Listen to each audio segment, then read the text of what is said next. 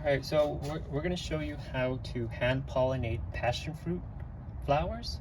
So make sure that you have, so before you get in the flower and you start digging around, make sure that the variety of passion fruit you have is self-fertile, meaning that one vine is enough to produce fruit. That is, you don't need another variety to cross-pollinate to produce fruit.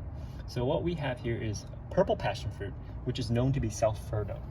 So it's about, let's see, it's about 2 o'clock. The flowers have opened up. They're producing pollen. And how you know is that if you take a cotton swab and you rub this part of the flower here, which is called the anther, this is the part that looks like a little pad that produces pollen. If you take a cotton swab and you rub beneath it, you can see the pollen, which is yellow. So what you want to do is take this pollen from the anther and rub it on the stigma, which is where the flower will germinate. So I'm just going to keep on doing that.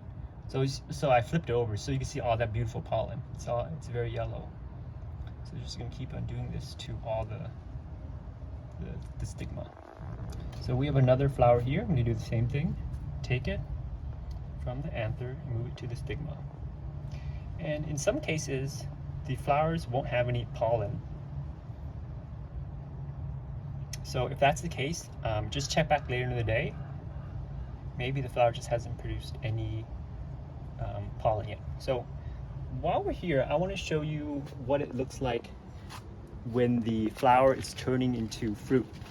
So you see, this is a flower that we hand pollinated yesterday, and you see that the flower is closed, but then it hasn't shriveled up, and it looks actually it's starting to swell a little bit, because this is where the fruit will produce from, the tip actually.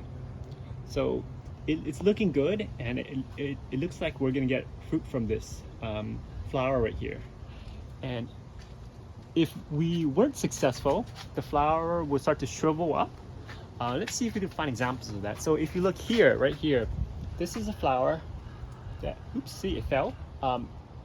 It was not pollinated, and so the flower shriveled up and it fell off. But right below that, right, this one right here, this is a flower that we hand pollinated, and it's successful because you can see the fruit developing at the tip of what was once the flower, and you can see the stigma coming out of it. Oh, this is also a good example. This flower right here, it doesn't have any pollen. So let me take the other end of my Q-tip. Let me stand in this chair right here. So this flower, I'm gonna rub it at the bottom of it. I'm rubbing it, but it doesn't have any pollen.